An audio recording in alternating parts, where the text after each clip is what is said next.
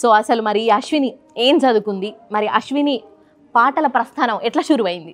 నేను డిగ్రీ చేసిన 2018 నుంచి నేను సాంగ్స్ పాడడం జరిగిందనమాట. ఓకే, అంటే నీకు చిన్నప్పటి నుంచి పాటలు అంటే ఇష్టం? ఇష్టం అంటే మా నాన్నగారు పాడతారు, ఓకే, మా బాబా పాడతా అంటే విని నేర్చుకుని ఇంకా ఓకే పాటలు అయితే నేర్చుకున్నా కదా, మరి నేను ఎట్లా బయటికి వెళ్ళాలి అంటే నాకు పాటలు పాడడం ఇష్టం, నార్మల్గా పాడాలి అని ఉండేది. మా దాంట్లో ఆడపిల్లల్ని బయటికి పంపరనమాట. సో అలాగే నేను డిగ్రీ చేద్దామని చెప్పి హైదరాబాద్ రావడం జరిగింది.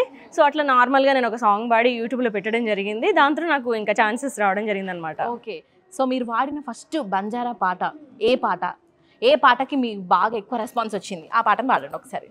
వదిలిపోతున్నావా, నన్ను ఒంటరి చేసావా, గుర్తొస్తున్నావురా, నా గుండెల్లో నిండవురా. సో ఇందాక మీరు అన్నట్టుగా యాక్చువల్గా బంజారా ఫ్యామిలీస్లో అమ్మాయిలను అసలు బయటికే పంపరు అని చెప్పేసి అన్నారు. సో ఇప్పుడు మీరు హైదరాబాద్లో డిగ్రీ చేసి ఇప్పుడు మంచిగా ఒక యూట్యూబ్లో సాంగ్స్ వాడుతున్నారు అంటే మీకు ఎట్లా అనిపిస్తుంది? అంటే ఆ రూల్ అంటే ఒకప్పుడు ఉండేది, అమ్మాయిలని పంపించకపోవడాలు అలాంటివి ఉండేవి, కానీ ఇప్పుడు అంతా మారిపోయింది. నార్మల్గా అందరూ చదువుకుంటున్నారు, అందరూ వచ్చి సాంగ్స్ పాడుతున్నారు, ఎవరి టాలెంట్ని వాళ్ళు బయట పెట్టడానికి అయితే ట్రై చేస్తున్నారు. సో ఇన్స్టాగ్రామ్ ఉంది, మనకి ఫేస్బుక్ ఉంది, సో వాటి త్రూ అయితే అందరూ బయటకు వచ్చి కొంచెం ఇప్పుడు బాగుంది. మా దాంట్లో ఇప్పుడు కొంచెం బాగుంది, దానికి హ్యాపీ నేను. Okay, super. సో ఇప్పుడు మీరు మరి మీకు ఫోక్లో ఎవరు ఇన్స్పిరేషన్? చాలా మందే ఉంటారు. ఇప్పుడు విమలక్క ఇంకా మంగ్లీ అక్క కూడా. ఎప్పుడన్నా మంగ్లీ అక్కతో మాట్లాడడం జరిగిందా మీరు? అంటే సజెషన్స్ అడిగినరా?